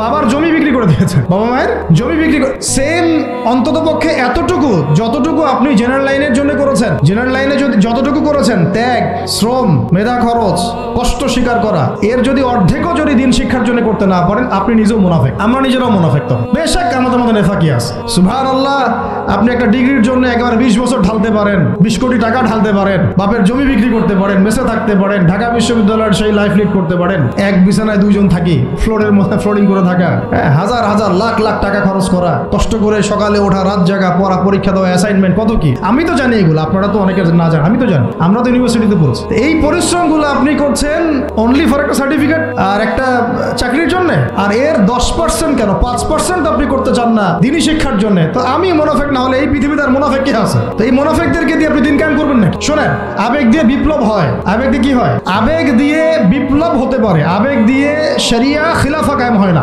আবেগই হয়ে একটা বিপ্লব হতে পারে, কিন্তু আবেগ দিয়ে শুধু আবেগ দিয়ে শরিয়া খিলাফা কায়েম হবে না। শরিয়া খিলাফা কায়েম হয়েছে কাদের হাতে? সাহাবীদের হাতে। কাদের হাতে? আমাদের জিন্দেগি যখন সাহাবীওয়ালা হবে তখন শরিয়া কায়েম হবে। পড়াশোনা করে না, সাহাবীওয়ালা জিন্দেগি কিভাবে যাপন করবে? ওলামায়ে কেরামের সাথে তাআল্লুক নাই, সাহাবীওয়ালা জীবন কিভাবে যাপন করবে? নামাজের ঠিক নাই, সাহাবীওয়ালা জীবন হইলো কিভাবে? কোরআন তেলাওয়াত করতে পারেন না, সাহাবীওয়ালা জীবন হইলো? দিনের জন্য আমর বিল মারুফ নাহি আনিল মুনকারের কাজ নাই, ওই যোগ্যতাও নাই, তাহলে সাহাবীওয়ালা জীবন হইলো কি? চেহারা সুরতের মধ্যে ইসলাম নাই, সুন্নতের প্রতি পাবন্দি নাই, সাহাবীওয়ালা জিন্দেগি হলো কি? সাহাবীদের হাতে বদর যুদ্ধ হয়েছে, জয়লাভ করেছে, উহুদ প্রায় জিতেইছে, এটা জিতেই বলা যায়, সাময়িক বিপর্যয় হয়েছে, খন্দক, খায়বার, মুতা, ইয়ারমুক কাঁপিয়ে দিয়েছে। কারা? সাহাবিরা। তো সাহাবিওয়ালা ইমান, সাহাবিওয়ালা আমল, সাহাবিওয়ালা আখলাক, সাহাবিওয়ালা মেহনত হলে পরে বাংলার মাটিতে দিন কায়েম হবে। না হওয়া পর্যন্ত এই লাভঝাপ করতে থাকা, আজকে এই বিষয় কালকে ওই বিষয়, আজকে এই ইস্যু কালকে এই ইস্যু, এগুলোই চলতে থাকবে। আমরা এটা চাই না। আমরা চাই এখন যেহেতু দাওয়াতের একটা সুবর্ণ সুযোগ আমাদের সামনে এসেছে, এখন যেহেতু আল্লাহ পাক, এটা আল্লাহ পাকের রহমত, এখানে সবাই ক্রেডিট নেওয়ার প্রতিযোগিতায় লিপ্ত আছে। আমার ক্রেডিট হয়েছে, আমি এই করেছি, আমি সেই করেছি। এখন তো এমন দেখা যাচ্ছে যে ওই সময় কিছু বলেও নাই, সেও সে এখন প্রধান উপদেষ্টার পাশ আটতেছে বসে বসে। কি সুবহানাল্লাহ! মানে রক্ত দিল এক ভাই, মানে বছরের পর বছর কারাগারে পচে মরল একদল, বছরের পর বছর, দিনের পর দিন, মাসের পর মাস আয়না করে ধুকে ধুকে মরল আর একদল। ঠিক আছে, বললাম তখন থেকে বের হলে কেউ সুস্থ থাকে না। বছরের পর বছর মামলা মোকদ্দমা হচ্ছে একদল, এক একজনের ঘাড়ে 3টা 4টা 5টা 10টা 20টা করে মামলা। হ্যাঁ, তারপরে বছরের পর বছর এই ফ্যাসিজমের বিরুদ্ধে দাঁড়ানোর কারণে দেশ থেকে বিতাড়িত হয়েছে একদল, হয় নাই? শাপলা চত্বরে রক্ত দিয়েছে আর একদল। তারপরে এই ছাত্র ভাইদের হাজার হাজার পঙ্গু হয়ে পড়ে আছে বিভিন্ন জায়গায় আর একদল, আর শত শত মানুষ রাস্তায় প্রাণ দিল আর একদল, আর উড়ে এসে জুড়ে ক্ষমতায় বসলো আর একদল। সার্কাস চলতেছে, এবং এখন তাদের লেজুর ভিত্তি করতেছে আরেক দল, তাদের লেজুর ভিত্তি করতেছে নতুন আর একটা সম্প্রদায়, নতুন এক প্রাণী। তা চক্ষুর লজ্জাও নাই এদের, চক্ষুর লজ্জাটুকু না। আগে যখন এক তাগুত ছিল তখন তার পাচারত, সুবহানাল্লাহ, এবং ওই তাগুতের এগেনস্টে যদি কেউ কথা বলতো তাকে বলতো খারেজি। কি বলতো? আগে যে তাগুত ছিল তার পা চাটতো আর কি, এবং তার এগেনস্টে যদি কেউ কথা বলতো তখন ওই তাগুতের দালালি করে মানুষকে বলতো খারেজি, অমুক গোষ্ঠী তমুক গোষ্ঠী। হ্যাঁ, তারপরে যখন এই বিদ্রোহগুলো হতে হতে হতে বিদ্রোহ করা বলতে আবার হারাম। বিদ্রোহ করা কি? বিদ্রোহ করা হারাম, রাষ্ট্রের সরকারের বিরুদ্ধে প্রতিবাদ করা হারাম, নাজায়েজ, করলে হবে খারেজি। কিন্তু ছাত্র ভাইরা যখন আন্দোলন করে ওই সরকারকে পতন ঘটাই দিল, তখন আবার নতুন যে সরকার আসে ওর পাঁচাটা আবার ফরজ। কি বুঝলেন? কি বুঝলেন? এই চলতেছে। আবার বুঝাই, এক তাগুত ছিল, সেই তাগুত আল্লাহ বিরোধী কাজ করতো, কিছু ভাই এর প্রতিবাদ করতো, যারা প্রতিবাদ করতো ওদেরকে এরা বলতো খারেজি, এদের মানহাজ ঠিক নাই, আকীদা ঠিক নাই, এরা উগ্র, ইত্যাদি ইত্যাদি। এবং তাদের কারণেই কিন্তু এই ভাইগুলোকে আয়না করে যেতে হয়েছে। এটা খোলামেলা বলে দিলাম, এদের কারণেই এই ভাইদেরকে কোথায় যেতে হয়েছে? আয়না করে যেতে হয়েছে। তারপরে ছাত্র ভাইরা দেখা গেল যে বিপ্লব করে প্রতিবাদ করে একদম এই সরকার ফেলে দিল। ফেলে দেওয়ার পরে যখন আবার নতুন কেউ আসলো, এই নতুন যারা আসলো তাদের পাচাটা আবার ফরজ হয়ে গেল। তখন হইল ফতোয়া কি? সরকার আনুগত্য করা ফরজ। এই চলতেছে। ইসলাম শিখতেছেন এদের কাছ থেকে আপনারা অনেকেই। যাক, আমি এগুলো বলতে গেলে একটু হাইপার হয়ে যায়, আল্লাহ পাক মাফ করেন। আস্তাগফিরুল্লাহ আল্লাযী লা ইলাহা ইল্লা হুয়াল হাইয়ুল কাইয়্যুম ওয়া আতুবু ইলাইহি। মূল পয়েন্টে আসি, অনেক লম্বা আলোচনা করতে পারবো না। এই শুরুটা করবেন কোত্থেকে বলেন? না, শুরুটা করবেন একবার ইখলাস ঠিক রাখা। দিন কায়েম করবো সিরাতের পদ্ধতিতে। অন্য কোনো পদ্ধতি আছে? আব্রাহাম লিঙ্কনের পদ্ধতি চলবে? কার্ল মার্কসের পদ্ধতি চলবে? ওই চীনের মাও সেতুংয়ের পদ্ধতি চলবে? ওই ইতালির মুসলিনের পদ্ধতি চলবে? কার পদ্ধতিতে দিন কায়েম করবো? একমাত্র মুহাম্মদ রাসূলুল্লাহ সাল্লাল্লাহু আলাইহি ওয়াসাল্লামের শেখানো সিরাতের সুন্নতেই আগাতে হবে। এখন আগাতে গিয়ে প্রথম কাজ আপনারা আমার কি? ইখলাস ঠিক রাখা, রিজিক হালাল করা, নবীর তরিকা ফলো করা, তারপরে দ্বীনের ইলম অর্জন করা। একা একা ইলম অর্জন করবেন? ওলামায়ে কেরাম খুঁজে বের করবেন। ওলামায়ে কেরাম সব জায়গাতেই আছে, আলহামদুলিল্লাহ, এটা আমাদের সৌভাগ্য। আর আপনি দেখবেন যে কারা নিজেদেরকে জাহির করে না, মুহাক্কিক ওলামায়ে কেরাম নিজেকে জাহির করেন না। হকপন্থী ওলামায়ে কেরাম যারা, তারা নিজেদেরকে এভাবে জাহির করেন না, ইজহার করেন না যে আমি এত বড় পণ্ডিত, আসো আমার কাছে, এইভাবে তারা কথা বলেন না। তা বরং তারা নিজেদেরকে আড়াল করে চলেন, তারা বিনয়ী হন। এবং আপনারা দেখবেন না যে আহলে ফেসবুক ও জামায়াতের মধ্যে কার পপুলারিটি বেশি, এইটা দেখতে যাবেন। আপনারা দেখতে যাবেন বড় বড় ওলামায়ে কেরাম কার পিছনে ছোটেন। মুহাক্কিক আলেম খুঁজবেন কিভাবে? আপনি দেখবেন না যে অমুক ভাই তমুক ভাই, আমাদের এই ভাইরা কার পিছনে ছোটে, বরং আপনি দেখবেন যে হ্যাঁ, বড় বড় ওলামায়ে কেরামগণ কার পিছনে ছোটেন, এবং সেই মূল উৎস থেকে জ্ঞান অর্জন করার চেষ্টা করবেন, ইনশাআল্লাহ তৌফিক দান করেন, আমিন। এটা ছাড়া আপনারা জ্ঞান অর্জন হবে না, এবং জ্ঞানের সাথে যে আদব সেটাও শিখতে পারবেন না। আদবের সাথে তাআল্লুক হচ্ছে তাসাউফের, সেটাও শিখতে পারবেন না। এবং তাসকিয়া, এই তাসকিয়া অর্জন হবে না। আল্লাহ পাক আমাদেরকে তাসকিয়া অর্জন করার তৌফিক দান করুন। ইলম শিখবো, তারপরে কাজ হচ্ছে আমাদের আমল বাড়িয়ে দেওয়া। আল্লাহ নবী সাল্লাল্লাহু আলাইহি ওয়াসাল্লাম সাহাবায়ে কেরামকে শুধু জ্ঞান শিখতেন নাকি আমলও করতেন? সবচেয়ে বেশি পরহেজগার ব্যক্তিকে এই উম্মতের মধ্যে বলেন? আমাদের নবী সাল্লাল্লাহু আলাইহি ওয়াসাল্লাম। হ্যাঁ, তিনি তো অবশ্যই। তারপরে আবু বকর রাদিয়াল্লাহু আনহু, ওমর ইবনে খাত্তাব, আলী ইবনে আবি তালেব, উসমান বিন আফফান রাদিয়াল্লাহু আনহু আজমাইন, প্রত্যেক সাহাবী। তো সাহাবীদের আমল একটু দেখেন, সারাদিন রাত তারা কেমন কি করতেন, কিভাবে কাটাতেন। আমরা আমাদের দিনের একটা বড় অংশ অপচয় করে নষ্ট করি। তারা সময় নষ্ট করতেন না, বরং তারা প্রত্যেকটা সময়কে কাজে লাগাতেন। প্রত্যেক দিন একদিন ওই হাদিসটা আপনারা তো জানেন, একদিন নবী সাল্লাল্লাহু আলাইহি ওয়াসাল্লাম বললেন, আজকে জামাতের সাথে নামাজগুলো পড়েছে কে? আবু বকর রাদিয়াল্লাহু আনহু হাত তুললেন, আমি পড়েছি। আজকে সদকা করেছে কে? আমি। আজকে সওম রেখেছে কে? আমি। আজকে জানাজায় শরীক হয়েছে কে? আমি। এরকম অনেকগুলো আমলের কথা নবীজি বলেন, সবগুলোই দেখা গেল আবু বকর রাদিয়াল্লাহু আনহু করেছেন। সুবহানাল্লাহ, একদিনে সব আমল। এভাবে তারা দিন কাটাতেন, আপনি আর আমি যদি জুমার দিনে মসজিদে আসি তাহলে তো সমস্যা ভাই, আমাদের দ্বারা তো হবে না। আল্লাহ পাক আমাদেরকে যেন ইসলাহ করার তৌফিক দান করেন, আমিন। আমল বাড়িয়ে দেওয়া। এবার দেখেন, এবার এই জায়গাটুকু বুঝেন, নবী সাল্লাল্লাহু আলাইহি ওয়াসাল্লাম দাওয়াতের কাজ শুরু করে প্রথমেই প্রকাশ্যে দাওয়াত কিন্তু দেন নাই। প্রথমে তিনি 3 বছর, কত বছর? তিনটা বছর তিনি গোপনে দাওয়াত দিয়েছেন। কত বছর? 3 বছর গোপনে দাওয়াত দিয়েছেন। এখন এই গোপনে দাওয়াত দেওয়ার পরিবেশ আমাদের এখানে দরকার নাই। কেন নাই? কারণ আমাদের এখানে স্পষ্ট দাওয়াত হয়ে গেছে না? এখন তো আমাদের এখানে মক্কার মতো অবস্থা না যে আবার প্রথম 3 বছর গোপনে দাওয়াত দিতে হবে কি? এখন আরো বরং প্রকাশ্যে দাওয়াত দিতে হবে। আলহামদুলিল্লাহ। এই যে বলছিলাম যে এটা আল্লাহ পাকের রহমত যে আমরা এই সময়টা পেয়েছি, এখানে কারো কিন্তু ব্যক্তিগত কোনো ক্রেডিট নেওয়ার সুযোগ নাই। এই যে এখন দাওয়াতের একটা উত্তম প্ল্যাটফর্ম পাওয়া যাচ্ছে, ক্ষেত্র পাওয়া যাচ্ছে, খোলাভাবে কথা বলা যাচ্ছে, এটা কারো রহমত। এটাকে কাজে লাগিয়ে আরো 5 বছর 10 বছর আমাদেরকে দাওয়াত দিতে হবে। কিসের দাওয়াত? দিন কায়েমের দাওয়াত। কিসের দাওয়াত? ইসলাম ব্যক্তি জীবনে আছে, ইসলামকে এখন নিয়ে যেতে হবে সমাজে, ইসলামকে নিয়ে যেতে হবে অর্থনীতিতে, ইসলামকে নিতে হবে রাজনীতির মধ্যে। ইসলাম যখন সমাজে, অর্থনীতিতে, সংস্কৃতিতে, শিক্ষানীতিতে এবং রাজনৈতিক ক্ষেত্রে যাবে, তখন আমরা ইনশাআল্লাহ চূড়ান্ত বিজয় লাভ করব। এখন যদি পার্শ্ববর্তী শত্রু রাষ্ট্রগুলো আমাদেরকে আক্রমণ করে, আপনি তো ব্যক্তিগতভাবে জিহাদের ঘোষণা দিতে পারবো না, পারবেন? কিন্তু এখন যদি আপনার হাতে রাজনৈতিক ক্ষমতা থাকতো, তাহলে আমরা দেখাই দিতাম যে একজন সাইফুরকে মারলে কতজনের লাশ পায়। একজন ফেলানিকে যদি কাঁটাতারে ঝুলাই দেওয়া হয়, ওরকম 10টা বিএসএফকে মারার ক্ষমতা আমাদের আছে। এই শক্তি সামর্থ্য আমাদের ভাইদের আছে। আমাদের দাওয়াতের কাজ শুধু আমভাবে জনগণের মধ্যে করলে হবে না, পুলিশের মধ্যে দাওয়াতের কাজ করতে হবে, র্যাবের মধ্যে দাওয়াতের কাজ করতে হবে, আমাদের আনসারদের মধ্যে দাওয়াতের কাজ করতে হবে, বিজিবির ভাইদেরকে প্রশিক্ষিত করতে হবে। সবচেয়ে বড় কথা, আমাদের সেনাবাহিনীকে, বিমান বাহিনীকে শক্তিশালী করতে হবে। অত্যাধুনিক অস্ত্র তাদের হাতে থাকতে হবে এবং তাদের মধ্যে সব কিছুই আছে, মাশাআল্লাহ। পটেনশিয়াল আছে, প্রতিভা আছে, শারীরিক শক্তি আছে, ট্রেনিং আছে। ইমানটাকে মজবুত করতে হবে তাদেরকে ইমানের দাস দেওয়া লাগবে। আপনারা যারা শুনবেন এগুলো লেকচার, অনলাইনে এগুলো শুনবেন, তারা ইনশাআল্লাহ শুধুমাত্র জাতিসংঘের একটা মিশনকে জীবনের লক্ষ্য বানাবেন না। আপনারা জাতিসংঘের একটা মিশনে যাওয়া আপনার জীবনের লক্ষ্য না। আপনাকে যদি আল্লাহ পাক প্রশাসনিক দায়িত্ব দিয়ে থাকেন, আল্লাহর জন্য শহীদ হওয়াটা আপনার জীবনের সবচেয়ে বড় সৌভাগ্য। এইদিকে আমরা তো তাদেরকে এখন হাঁটাতে পারছি না, কারণ ওই ক্ষমতা আপনার আমার হাতে নাই।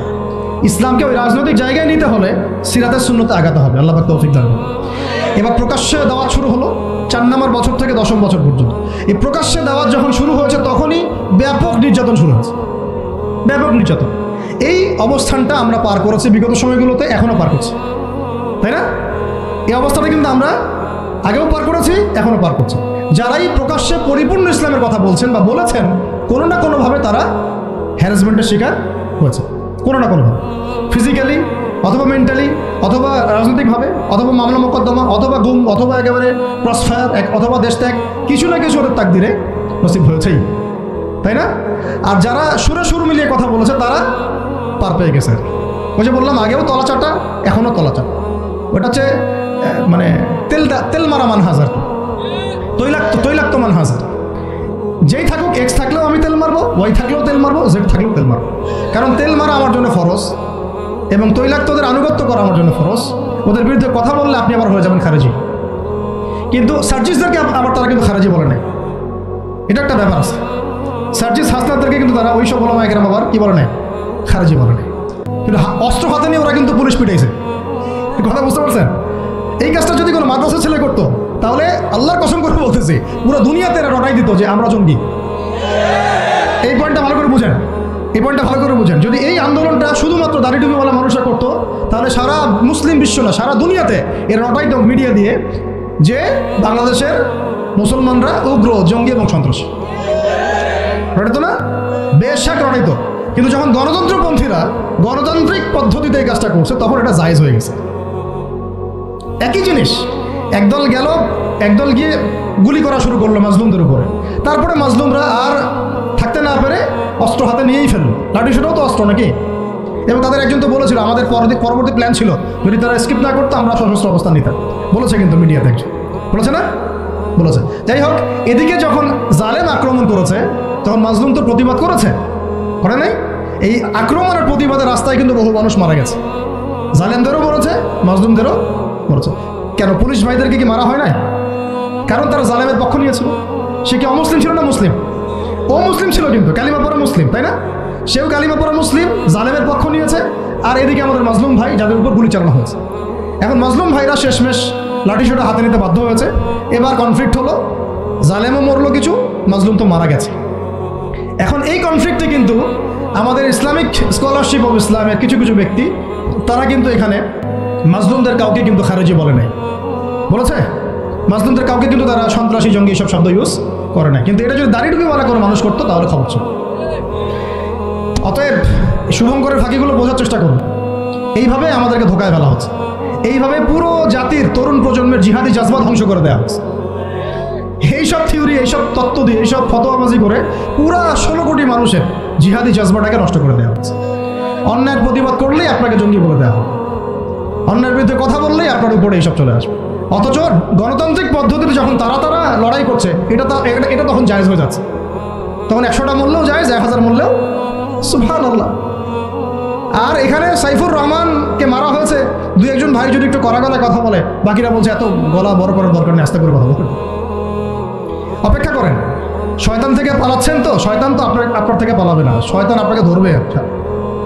আপনি শয়তান থেকে পালাতে যাচ্ছেন তো, এটা একটা সাপ, এটা কি একটা, এখন যেটা দেখছেন এগুলো সাপের লেজ, এগুলো কি? এগুলো সব সাপের লেজ। সাপের মাথা কোথায় জানেন? একদম দিল্লিতে। সাপের মাথা কোথায়? এখন এই সাপের লেজ নিয়ে আপনার এত ভয়, মাথা আসলে যে কি করবেন আল্লাহই ভালো জানে। কথা হচ্ছে যে এই সাপের লেজ আপনি কাটবেন কিভাবে? কাটতে হলে একটা অস্ত্র লাগবে, সেই হাতিয়ার, সেই তরবারের নামই হচ্ছে ইসলাম, সেই তরবারের নামই সিরাত। এর বাইরে কোনো তরবাল নাই। আজকে যদি লেজ কাটতে পারেন কাল মাথাও কাটতে পারবেন ইনশাআল্লাহ। এখন যদি লেজের কাছে হেরে যান মাথা কাটতে পারবেন। এখন আপনি শয়তান থেকে পালাতে যাচ্ছেন, কিন্তু শয়তান আপনার থেকে পালাবে না, ও আপনাকে ধরবে। আজকে 10, কালকে 20, যদি কালকে আল্লাহ না করে 100 হয়, তখন দেখবো আপনাদের বিবৃতি কেমন হয়। আপনারা কোন ভাষায় কথা বলেন সেটা দেখার অপেক্ষা আছি আমি। উপযুক্ত শাস্তি নিশ্চিত না করা হলে এগুলো লাই পাবে না, বেশক লাই পাবে। শাস্তি কি উপযুক্ত নিশ্চিত করা হয়েছে কিনা এখন পর্যন্ত আমরা দেখি নাই কিছু। ফরিদপুরের ঘটনা তো দেখি নাই আমরা কিছু, এর আগের ঘটনাগুলো তো আমরা কিছু দেখি নাই। অতএব আমরা এই জায়গায় অনেক বেশি কনসিয়াস যে আপনারা আগে 1 নৌকায় পা রেখেছিলেন, এখন আবার 2 নৌকায় পা রাখলেন কিনা। আগে তো পা রেখেছিলেন শুধুমাত্র এক নৌকায়, ভারতীয় নৌকায় আর কি, আর এখন পা রাখতেছেন ভারতীয় নৌকায় পাশাপাশি আমেরিকান নৌকায়। 2 নৌকায় 2 পা রাখতেছেন। যখন 2 নৌকায় 2 পা থাকবে তখন কিন্তু ডোবা আরও বেশি সহজ হয়ে যাবে, এটাও মাথায় রাখেন। তখন কিন্তু পা রাখারও জায়গা পাবেন না। এই জিনিসগুলো আমাদের ভালো করে বোঝা দরকার। আল্লাহ পাক আমাদেরকে বোঝার তৌফিক দান করুন। আমাদের কাছে কোরআন আছে ভাই, দিন ইসলাম আছে, নবীর সুন্নত আছে, আমাদের কোথাও যাওয়ার দরকার নাই। এই সহজ কথাটা আমরা বোঝাতে পারতেছি। সহজ কথা, আমাদের কাছে কোরআন আছে, হাদিস আছে, রাসূলের সিরাত আছে, সুন্নত আছে, বরেণ্য উলামায়ে কেরাম আছেন, দেশে 16 কোটি মুসলিম তাওহীদি জনতা আছে, কোথাও যাওয়ার দরকার নেই। আমরা আমাদের দেশের ভাগ্য ইনশাআল্লাহ গড়ে নিতে পারবো ইনশাআল্লাহ। আর কারো দালালি করার কোনো দরকার নেই আমাদের। দুঃখজনক হচ্ছে এত কিছুর পরেও, আল্লাহর কসম, এত কিছুর পরেও এখন পর্যন্ত আমাদের দেশটা ভারতীয় দালাল মুক্ত হইতে পারলো না। প্রত্যেকটা ডিপার্টমেন্টে এখন ওদের দালাল বসেই আছে। ভাই একটা নামাজ পড়বেন আপনি, নামাজ পড়ার জন্য জায়গাটা পাক লাগবে না, কাপড়টা পাক লাগবে না, না পাক কাপড়ে নামাজ হবে, না পাক জায়গায় নামাজ হবে। একটা প্লেট নিয়েছেন, খাবার খাবেন, বিরিয়ানি খাবেন, তো বিরিয়ানি খাওয়ার আগে প্লেটটা পরিষ্কার করবেন না? প্লেট যদি পরিষ্কার না হয় সেখানে বিরিয়ানি খাওয়া যাবে? দেশটা তো পরিষ্কার হচ্ছে না, আগে দেশটা পরিষ্কার করেন, তারপরে বিরিয়ানি খাওয়া যাবে ইনশাআল্লাহ। বরং এখন আমরা ওই ময়লাদের সাথে আপোষ করে চলার চেষ্টা করছি, আঘাত করার চেষ্টা করছি।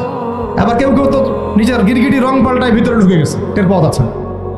আচ্ছা এরকম আপনারা সবাই বুঝেন, এগুলো আমি খোলামেলা বলার প্রয়োজন নেই। মূল কথা হচ্ছে একটা বিষয়কে পবিত্র না করে একটা জমি চাষ করব, আগে আমাকে ওই জমিটাকে সার দিতে হবে, কীটনাশক দিয়ে ওটাকে দূর করতে হবে। জমি পবিত্র না করলে এখানে পবিত্র বৃক্ষ রোপণ করা যাবে না। সিম্পল একটা কথা, আপনি বিরিয়ানি খান আর যাই খান, পাত্র পরিষ্কার করতে হবে। এই পাত্র এখনো পরিষ্কার হয় নাই। আল্লাহ পাক আমাদেরকে প্রত্যেকটা মহল থেকে এই বিজাতীয় দালালদেরকে দূর করার তৌফিক দান করুন। এই দেশের ভাগ্য আল্লাহ করবেন ইনশাআল্লাহ। যদি আমরা আমাদের সিরাতের উপর থাকি, রাসূলের সিরাতের উপর থাকি, কোরআন সুন্নাহর উপর থাকি এবং ঐক্যবদ্ধ থাকি, আমাদেরকে পরাজিত করতে পারার মতো কোনো জাতি না ইনশাআল্লাহ, পারবে না ইনশাআল্লাহ। এটা আমাদের কনফিডেন্স থেকে বলা না, এটা আমাদের পূর্ণ ইয়াকিন থেকে বলা। কিন্তু সমস্যা হচ্ছে আমরা ওই রাস্তায় হাঁটতেই পারতেছি না। আল্লাহ পাক আমাদেরকে সেই হিকমা এবং প্রজ্ঞা দান করেন। আমি আল্লাহ পাক উপযুক্ত নেতৃত্ব আমাদের সামনে নিয়ে আসেন। আমি এবং দোয়া করি আমরা যেন ইসলামপন্থী সরকার আল্লাহ পাক আমাদের সামনে নিয়ে আসেন, যাদেরকে সামনে রেখে আমরা এই পুরো দেশ জুড়ে ইসলামী শরিয়া প্রতিষ্ঠার মেহনত করতে পারি। আল্লাহ পাক সেই তৌফিক দান করেন। তো শেষ কথাগুলো হচ্ছে এরকম যে এই 10 বছরে প্রচুর নির্যাতন হয়েছে, কিন্তু ইসলাম কিন্তু থেমে যায় না। যখন হামজা এবং ওমর রাদিয়াল্লাহু আনহুর মতো মানুষের ইসলাম কবুল করেছেন। আরেকটা কথা মনে রাখবেন, আমাদের নবীজি কিন্তু সাল্লাল্লাহু আলাইহি ওয়াসাল্লাম দুর্বল সাহাবীদেরকে হিজরত করতে বলেছিলেন। কোথায়? আবিসিনিয়াতে। কোথায়? আবিসিনিয়ায়। ওখানে একটা হিজরত হয়েছে। আমাদের নবীজি তায়েফে গিয়েছেন, তায়েফবাসী ইসলাম কবুল করে নাই, তিনি আবার ফিরে আসছেন। এই সময়টাতে ইয়াসরিব থেকে 6 জন যুবক আসছিলেন, তরুণদের কথা বলতে বলেছেন। এইখান থেকে আমি আলোচনা শেষ করে দিব। এখানে ইয়াসরিব থেকে 6 জন যুবক, তরুণ যুবক এসে ইসলামের গতিপথটাকে ঘুরিয়ে দিয়েছে। এটা তরুণরা একটু ভালো করে বুঝবেন। মক্কায় কত বছর ছিলাম আমরা? 13 বছর। কত বছর? 13 বছর। এই 13 বছরে কিন্তু আমাদের কোনো রাজনৈতিক ক্ষমতা ছিল না, ছিল কোনো রাজনৈতিক ক্ষমতা ছিল না, এমনকি কোনো সামাজিক ক্ষমতা আমাদের ছিল না। আমরা দাওয়াতের কাজ করছিলাম, তাবলীগের মেহনত করছিলাম এবং তাজকিয়া অর্জন হচ্ছিল, কোরআন শেখানো হচ্ছিল, দারুল আরকামে দিনের মুযাকারা প্র্যাকটিস হচ্ছে। আমাদের কিন্তু কোনো রাজনৈতিক ভিত্তি মক্কায় নাই। এই কারণে মক্কাতে কিন্তু সশস্ত্র জিহাদেরও আয়াত নাজিল হয় না। হয়েছে? হয় না। মদিনায়, এখন মদিনা থেকে যখন 6 জন যুবক আসলেন, এই 6 জন যুবকের নেতার নাম আসাদ বিন জুরারাহ রাদিয়াল্লাহু আনহু। তো তিনি এসে যখন বায়াত করছেন নবীর কাছে, তিনি আগে থেকে জানতেন যে শেষ জামানায় একজন নবী আসবেন। ওই 6 জন যুবক আগে থেকে জানতেন যে শেষ জামানায় একজন নবী আসবেন কুরাইশদের সবচেয়ে বড় গোত্র থেকে, এবং যার নাম হবে আহমেদ। কি নাম হবে? এটা তারা কোত্থেকে জানছেন? আগের তাওরাত ইনজিলে লেখা আছে। আগের তাওরাতে ইনজিলে লেখা আছে। এই জন্য আমরা বলি যে শেষ জামানার জ্ঞান অর্জন করাটা খুব জরুরি, নাহলে আমরা কখন কি হচ্ছে এটা মোটটা বুঝতে পারবো না। এই পড়াশোনাগুলো আমাদের সিলেবাস থেকে আমরা উঠিয়ে দিয়েছি। আমি খুব দুঃখ পাই একটা জিনিস দেখলে, ইভেন মাদ্রাসা সিলেবাসে আর আপনাদের শিক্ষা সিস্টেমে তো নাই, জেনারেলদের মধ্যে তো নাই। এখানে তো বললাম 25 বছরের সিরাতই নাই। যাই হোক, আল্লাহ পাক যেন এমন শিক্ষানীতি আমাদেরকে প্রণয়ন করার তৌফিক দান করেন, যার মধ্য দিয়ে একজন ব্যক্তি উভয় শিক্ষা শিক্ষিত হবে ইনশাআল্লাহ। সম্ভব ইনশাআল্লাহ, এটা অসম্ভব কিছু না। আল্লাহ পাক আমাদেরকে তৌফিক দিলে আমরা করে দেখাবো ইনশাআল্লাহ। এগুলো আমরা চাপাবাজি করতেছি না, আমরা কোনো চাপাবাজ আলোচক না। এটা চাপাবাজি করে কথা না, আমরা করে দেখাতে পারবো ইনশাআল্লাহ। করে দেখানো আমাদের কাছে এটা ইনশাআল্লাহ 5 বছরের বিষয়। পুরা দেশের শিক্ষা সিস্টেম চেঞ্জ করে দেবে 5 বছরের বিষয়, কিছু দরকার নেই, ফ্রি অফ কস্ট। এরপর আসেন, এই যে ইয়াসরিবের 6 জন যুবক, তারা যখন ইসলাম কবুল করে চলে গেল, তারা বসে থাকে নাই। যুবকরা এটা ভালো করে শুনে, তারা ইসলাম কবুল করার পরে কেউ বসে থাকে না, তারা দাওয়াতের কাজ করতে থাকলেন। মদিনায় গিয়ে, কোথায়? মক্কাও মুসলিম রাষ্ট্র, মদিনাও কি তখন? তখন কিন্তু অমুসলিম রাষ্ট্র, তখন কিন্তু সবাই মদিনায় ইসলাম কবুল করে নাই। আর আমরা বসে আছি বাংলাদেশে মুসলিম রাষ্ট্রে, তাও দাওয়াতের কাজ নাই। কথা বুঝতে পারছেন?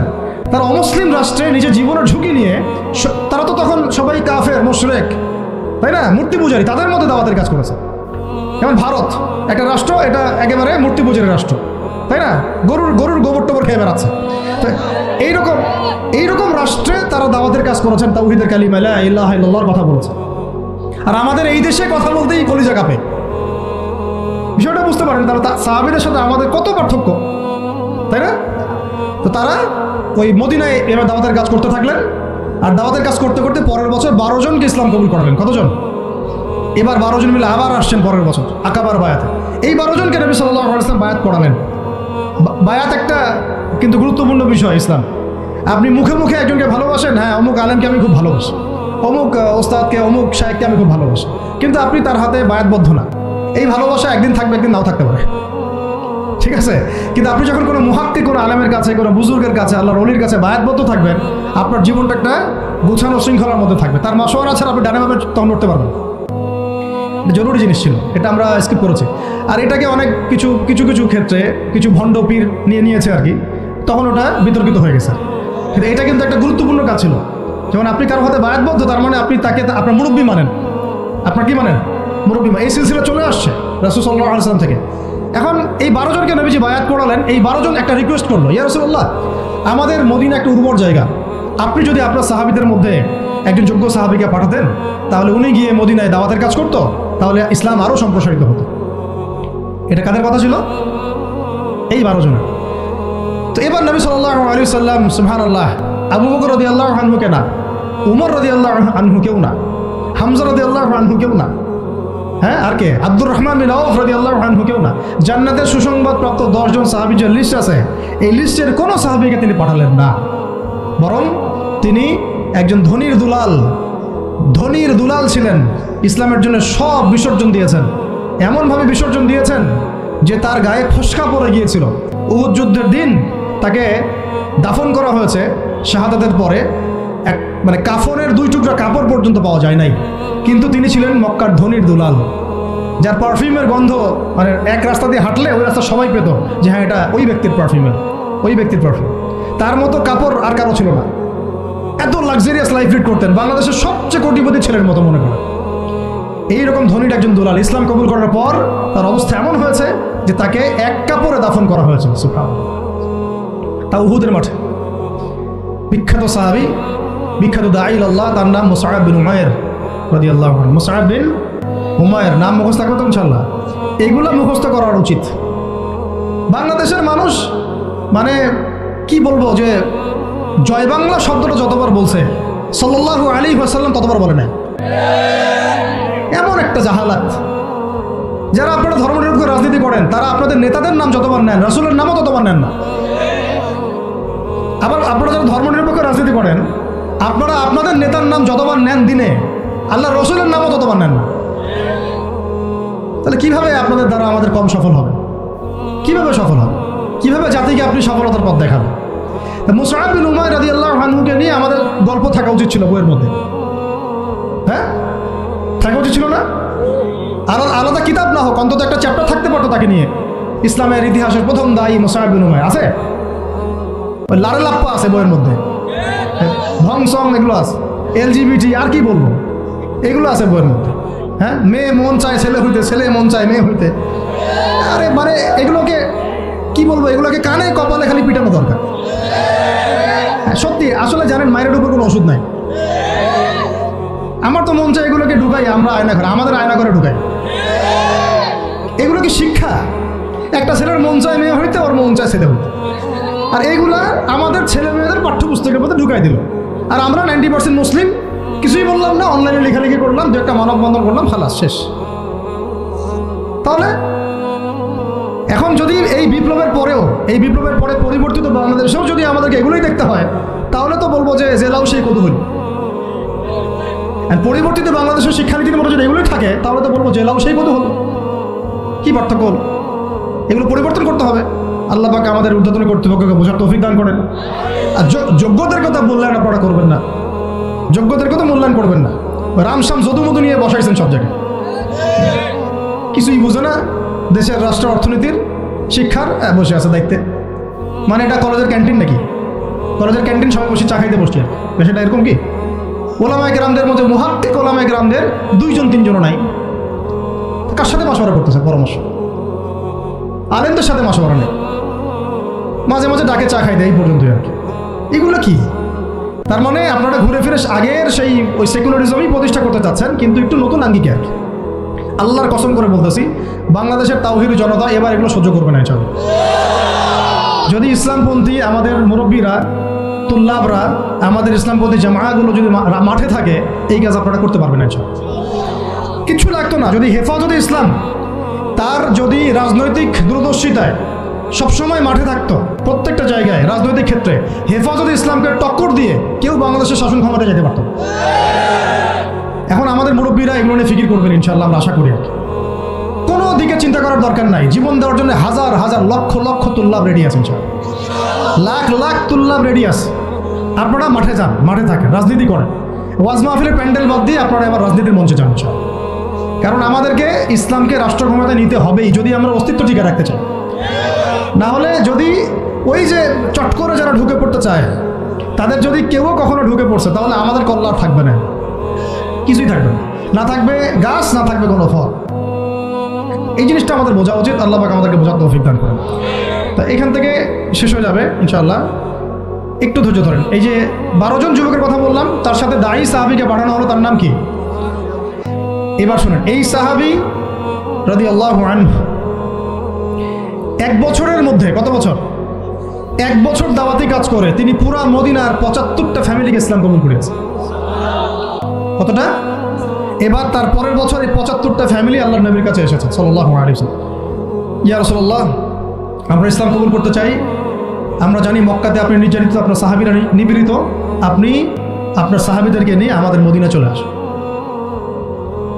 নবীজি সাল্লাল্লাহু আলাইহি ওয়াসাল্লাম বায়াত করালেন কয়েকটা বিষয়ের। আল্লাহর সাথে কাউকে শরীক করবে না, চুরি করবে না, জেনা করবে না, একে অপরকে মিথ্যা অপবাদ দিবে না, সৎ কাজে আদেশ করবে, অসৎ কাজে নিষেধ করবে, আমার আনুগত্য করবে, সুখে দুঃখে আমার আনুগত্য করবে, সচ্ছল অসচ্ছল উভয় অবস্থায় আল্লাহর পথে দান করবে। ঠিক আছে, আমি যদি মদিনায় যাই বা যখন যাব তখন আমাকে আর আমার সাহাবীদেরকে এমনভাবে তোমরা প্রোটেক্ট করবা যেভাবে তোমরা তোমাদের স্ত্রী সন্তানকে করো। তোমরা কি রাজি আছো? একজন সাহাবী বলছেন যে ইয়া রাসূলুল্লাহ ফামা লানা ইযা ফাআলনা যালিক, আমরা যদি এটা করি তাহলে কি পাবো? নবীজি বলছেন আল জান্নাহ, জান্নাত পাবে। কিভাবে? জান্নাত পাবে।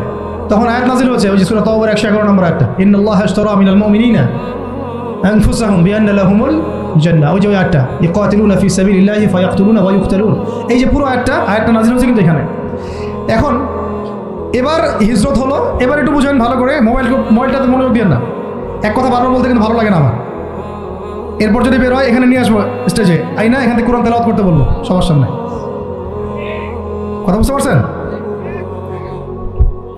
এবার তারা যখন গেল, মানে সাহাবীরা, যে আপনি আমার আলোচনা কিন্তু মনোযোগটা নষ্ট করে ফেলছেন এই কাজটা। আউযু বিল্লাহি মিনাশ শাইতানির রাজিম। এবার এই যে 75টা ফ্যামিলি এখন চলে গেল মদিনায়। কোথায়? এই জায়গাটা বুঝেন, এই জায়গাটা আমরা এখন আসতে পারি নাই। বাঙালি জাতিকে এখন এই জায়গায় যাইতে হবে। পুরো নেশনটাকে এখন কোথায় যেতে হবে? এই মদিনা রাষ্ট্রে যেতে হবে। আমরা এখনো মদিনা রাষ্ট্রে যেতে পারি নাই। এবার আমরা 75টা ফ্যামিলি চলে গেলাম মদিনায়। মক্কায় আমাদের কেউ নাই, গুটি কয়েক মানুষ আছেন যারা যেতে পারেনি, মাযুর। বেশিরভাগ চলে গেছেন কোথায়? মদিনায়। আর কিছু আছেন আবিসিনিয়ায়, কিছু আছেন কোথায়? আবিসিনিয়ায়, কিছু আছেন মদিনায়। এই হলো মদিনায় হিজরত। হিজরত করার পরে মসজিদ নির্মাণ করা হয়েছে। কি নির্মাণ করা হয়েছে? মসজিদ। মসজিদটা একটা পার্লামেন্টের মতো ছিল, শুধু নামাজ রোজার জায়গা না, একটা পার্লামেন্টের মতো, একটা সংসদের মতো। এখান থেকে ডিসিশন পলিসিগুলো মেকিং হতো। তারপরে আনসার যারা ছিলেন সেখানে সাহায্যকারী, তারা হলেন আনসার। আর যারা হিজরত করে গেলেন তারা হলেন মুহাজির। নবীজি আনসার আর মুহাজিরদের মধ্যে ভ্রাতৃত্বের বন্ধন স্থাপন করলেন। এই যে আমাদের দরকার এখন ঐক্যের প্ল্যাটফর্ম। কি দরকার? ঐক্যের প্ল্যাটফর্ম। সেখানে তারা ভূখণ্ড পেলেন, রাষ্ট্র ক্ষমতা পেলেন, ভ্রাতৃত্বের বন্ধন হলো। মুশরিকরা ছিল, তাদের সাথে মদিনা সনদ বা একটা চুক্তি হলো, এটা একটা কনস্টিটিউশন, সংবিধান হলো। এই জায়গায় আমরা এখনও যেতে পারি না। যেতে পারছি? আমাদের সেরকম আলাদা কোনো স্বতন্ত্র ইসলামিক কান্ট্রি নাই, আমাদের সেরকম ইসলামিক কোনো কনস্টিটিউশন নাই, ইসলামিক আমাদের মধ্যে ইভেন ভ্রাতৃত্বের বন্ধনও নাই। ওই রকম কোনো একজন আমির এবং একটা জামাআ আমাদের মধ্যে এখন নাই। এখন আমরা মদিনা রাষ্ট্র কায়েম করতে পারি নাই। মদিনা রাষ্ট্র কি সেকুলার রাষ্ট্র ছিল? ধর্মনিরপেক্ষ রাষ্ট্র ছিল কি? মদিনা রাষ্ট্র কি জাতীয়তাবাদের আদলে গড়ে উঠেছে বা কমিউনিজমের আদলে গড়ে উঠেছে? গণতন্ত্রের আদলে? মদিনা রাষ্ট্র গড়ে উঠেছে শরিয়ার আদলে, মানে কোরআন এবং সুন্নাহর বিধানের আলোকে। ওখানে কি অন্য ধর্মের মানুষরা ছিল না? ছিল। তাদের সাথে কোনো কনফ্লিক্ট হয়েছে? তাদের অধিকার খর্ব করা হয়েছে? হ্যাঁ, তাদের সাথে জুলুম হয়েছে? না, বরং তাদের সাথে আমরা হৃদ্যতা মহব্বতের সম্পর্ক রেখে চলেছি যতক্ষণ পর্যন্ত না তারা কোনো ফল্ট করেছে। যেমন বনু কুরাইজা ফল্ট করেছে, ওর সাথে যুদ্ধ হয়েছে, বের করে দিয়েছে। বনু নাজির ফল্ট করেছে, ওকে বের করে দেওয়া হয়েছে। বনু কাইনুকা ফল্ট করেছে, ওকে বের করে দেওয়া হয়েছে। যখন যে চুক্তি ভঙ্গ করেছে তখন তার সাথে আমরা আক্রমণাত্মক আচরণ করেছি, শাস্তিমূলক। কিন্তু যতক্ষণ পর্যন্ত ওরা চুক্তি ভঙ্গ করে নাই, আমরা সবাই মিলে একটা ঐক্য সংহতি রক্ষা করেই চলেছি। আমরা কি এখন ওরকম কোনো রাষ্ট্র পেয়েছি? এখন আমাদের সামনে এইরকম একটা মদিনা রাষ্ট্র গড়ার ফিকির করতে হবে। এই জায়গায় যদি ইসলামকে আমরা নিতে না পারি বাংলার জমিনে, তাহলে না হবে মদিনা, আর না হবে সেখান থেকে কোনো মক্কা বিজয়। মক্কা বিজয় কি আগে হয়েছে না আগে মদিনা রাষ্ট্র কায়েম হয়েছে? তো মদিনা রাষ্ট্র কায়েম করার আগেই আমাদের অনেক আমির সাহেব তারা আবার গণক্ষমা ঘোষণা করছেন। মন খারাপ করেন আপনারা আবার? হ্যাঁ, আমাদের অনেক আমির কি করছেন? গণক্ষমা ঘোষণা করছেন। আপনি তো মক্কা বিজয় করেন না এখন যে গণক্ষমা ঘোষণা করবেন। কেন গণক্ষমা ঘোষণা করবেন? কোন অধিকারে, কোন রাইটসে? তারা তো জুলুমের উপর জুলুম করেছে, জুলুমের উপর উপর জুলুম, হত্যার উপর হত্যা, গুমের উপর গুম, খুনের উপর খুন, ক্রসফায়ারের উপর ক্রসফায়ার। আপনি কে গণক্ষমা করার? এটা তো জনগণ করবে, আপনাকে তো একা অথরিটি দেওয়া হয় নাই। আর আপনি তো মদিনা রাষ্ট্রের আমিরও নন, আর মক্কা বিজয়ের আমিরও নন। এই যে অতিরিক্ত ডিপ্লোমেসি অ্যাপ্লাই করতে যান আপনারা, গণতান্ত্রিক রাজনীতি যারা করতে যান, আপনারা সিরাতের সুন্নত থেকে হারায় যান। এ সিরাতের সুন্নত। আমাদের এখন চাইতে হবে মদিনা রাষ্ট্রে। তো মদিনা রাষ্ট্র কি এটা আগে বুঝবেন। একটা নির্দিষ্ট রাষ্ট্র যেটা আমাদের আছে, মাশাআল্লাহ আছে তো, বাংলাদেশ যদি ধরি আছে তো একটা রাষ্ট্র। লাগবে জনসংখ্যা আছে তো, লাগবে মুসলিম সংখ্যাগরিষ্ঠতা আছে তো, লাগবে মুসলিমদের মধ্যে ভ্রাতৃত্বের বন্ধন, এইটা হয়তো নাই। এটা আমাদের করতে হবে। যে ভ্রাতৃত্ব জায়গায় দুর্বলতা সেটা অচিরেই ঘুচিয়ে ফেলতে হবে, আল্লাহ পাক তৌফিক দান করে। লাগবে ইসলামিক সংবিধান আছে, নাই 50 বছর হয়েছে, তাহলে এখন সংবিধান সংস্কারের প্রশ্ন আসলে সবাইকে জবাব দিতে হবে, হ্যাঁ সংস্কার চাই, ইসলামিক সংবিধান চাই, ব্যাস খালাস। ওইটা না হলে তো আপনার রাষ্ট্র ইসলামিক হবে না। ওইটা না হলে কি রাষ্ট্র ইসলামিক হবে? আমাদের আবেগ, কেউ লিখে দিল উপরে বিসমিল্লাহির রহমানির রহিম, মানবরচিত সংবিধানের উপরে লিখে দিল বিসমিল্লাহির রহমানির রহিম। বাঙালি তো একদম আবেগে মাতোয়ারা। আরে বাপরে বাপ, আমাদের তো সংবিধানে বিসমিল্লাহ আছে। বিসমিল্লাহ বলে ভাই মদ খাইলে লাভটা কি? নিচে তো মদের লাইসেন্সের দেওয়ার কথাও আছে, নিচে তো ট্রান্সজেন্ডারও আছে, নিচে তো আরো অনেক কিছুই আছে, সমকামিতাও আসতেছে। তো বিসমিল্লাহ উপরে থাকলে আমার লাভ কি আর ক্ষতি কি? বিসমিল্লাহ উপরে থাকার পর যখন A to Z ইসলামিক থাকবে তখন বুঝবো হ্যাঁ এটা ইসলামিক কনস্টিটিউশন হয়েছে। আছে ওটা নাই, তাহলে এটা করতে হবে। তারপরে দেখবেন একজন আমাদের প্রেসিডেন্ট লাগবে, মুসলিম প্রেসিডেন্ট, যিনি ওমর রাদিয়াল্লাহু আনহুর মতো ইনসাফ আদালত কায়েম করবেন এবং আমরা আনসার ও মুহাজিরদের মধ্যে ভ্রাতৃত্বের বন্ধনে থাকবো, আপোষের মধ্যে কোনো কোন্দলে যাব, তাদের আনুগত্য করে চলবো ইনশাআল্লাহ। আছে এরকম কিছু হয়েছে? হয় নাই। এরপরে নবী সাল্লাল্লাহু আলাইহি ওয়াসাল্লাম সামরিক বাহিনী গঠন করেছেন, এটা আমাদের আছে মাশাআল্লাহ, খালি তাদেরকে ইমানি প্রশিক্ষণ দেওয়া দরকার। এরপরে নবী সাল্লাল্লাহু আলাইহি ওয়াসাল্লাম অর্থনৈতিক ভিত্তি শক্ত করেছেন, আমাদের দেশে অর্থনৈতিক ভিত্তি শক্ত করার সুযোগ নাই? অবশ্যই আছে, এবং আমরা এটা করতে পারবো ইনশাআল্লাহ। এরপরে নবী সাল্লাল্লাহু আলাইহি ওয়াসাল্লাম সীমান্ত সুরক্ষা করেছেন, সীমান্ত সুরক্ষার আমাদের বাহিনী নাই? করতে পারবো ইনশাআল্লাহ। এরপরে তিনি করেছেন অস্ত্রশস্ত্র তৈরি করেছেন, দেশের মধ্যে মদিনাতেই তৈরি করেছেন। বদর যুদ্ধ করতে যাওয়ার সময় কার অস্ত্র কোথায় পেয়েছেন? তারা কিনেছেন কারো কাছ থেকে? তৈরি করেছেন কোথায়? মদিনায়। তো আমরা আমাদের দেশে বিশ্বমানের অস্ত্র তৈরি করতে পারি না? করা হয়েছে বিগত 50 বছরে? হয় নাই। তারপরে সারিয়া অভিযান হয়েছে, প্রথমেই কিন্তু গাজওয়ায়ে বদর হয় নাই, প্রথমেই কিছু কিছু সারিয়া হয়েছে, টহল বাহিনী পাঠিয়েছেন নবী সাল্লাল্লাহু আলাইহি ওয়াসাল্লাম, দেখো ওইখানে কাফেলা আক্রমণ করো, ওইখানে কাফেলা আক্রমণ করো। এবার ইসলাম আর ডিফেন্সিভ চিন্তা করে নাই, বরং ইসলাম সেনাবাহিনী প্রেরণ করেছে বিভিন্ন জায়গায় যুদ্ধের জন্য। অনেকগুলো সারিয়া হয়েছে, প্রায় 8টা-10টা। তারপরে আবু সুফিয়ানের কাফেলাকে আক্রমণকে কেন্দ্র করে বদরের যুদ্ধ হয়েছে। যুদ্ধের ঘোষণা কে দিয়েছে? নবী সাল্লাল্লাহু আলাইহি ওয়াসাল্লাম নিজে দিয়েছেন। সাহাবীরা যুদ্ধ করেছেন। রাষ্ট্রপ্রধান কি সিংহাসনে বসে বসে খালি আদেশ করেছিলেন, না নিজেও মাঠে উপস্থিত ছিলেন? আদৌ দেখেছেন এমন কাউকে আমাদের প্রেক্ষাপটে? বরং এখনকার রাষ্ট্রপ্রধানরা নেতাকর্মীদেরকে লেলিয়ে দেয়, অবস্থা খারাপ দেখলে নিজে হেলিকপ্টারে পালিয়ে যায়।